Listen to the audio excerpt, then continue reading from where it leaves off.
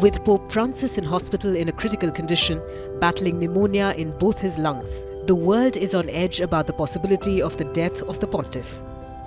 Pope Francis's health has been ailing for a while now, and last year he had approved a stripped-down funeral for himself.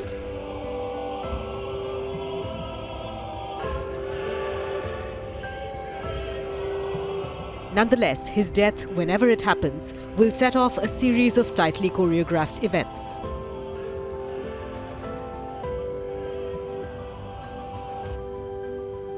It is traditionally the job of the Camerlengo, who is a senior Vatican official, to confirm the death of a pope.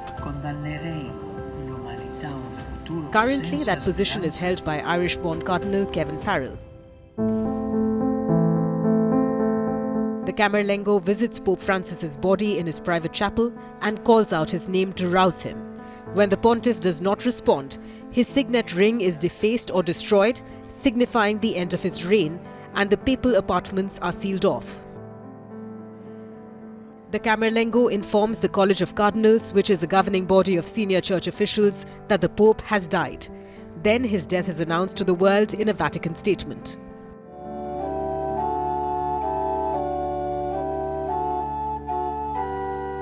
The Pope's death will trigger 9 days of mourning known as the Novendale.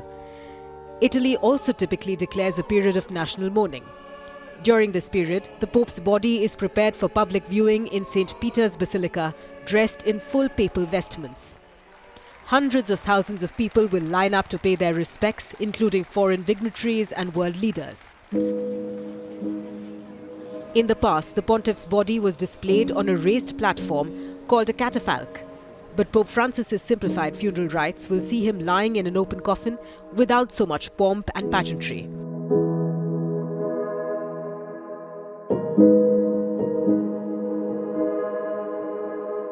Traditionally, popes are buried in the Vatican grottos beneath St. Peter's Basilica. But Pope Francis decided to break from this tradition.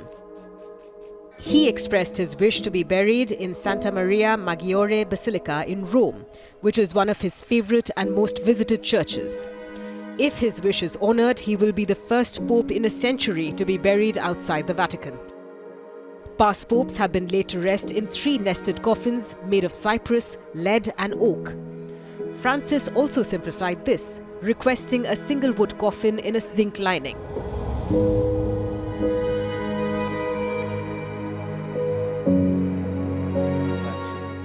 Two to 3 weeks after the funeral, the College of Cardinals will gather in the Sistine Chapel to elect a new pope in what is known as a conclave.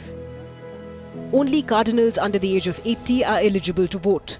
The electors cast their votes in secret, placing their ballots in a chalice atop the altar. A candidate must secure 2/3 majority to be declared the new pope. If no clear winner emerges, multiple rounds of voting takes place. Once the votes are counted, they are burnt in a special stove within the Sistine Chapel.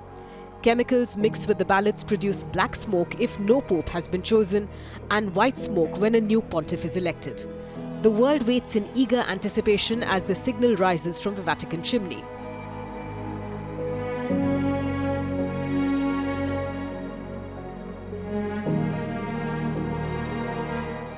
Then the chosen cardinal is asked if he accepts the position. If he does, he selects a papal name, usually honoring a saint or a previous pope. He is then dressed in the traditional white cassock and steps onto the balcony of St. Peter's Basilica to greet the crowds. The cardinal announces Habemus Papam, which is Latin for "We have a pope." The new pontiff then delivers his first address, setting the tone for his leadership of the world's 1.3 billion Catholics.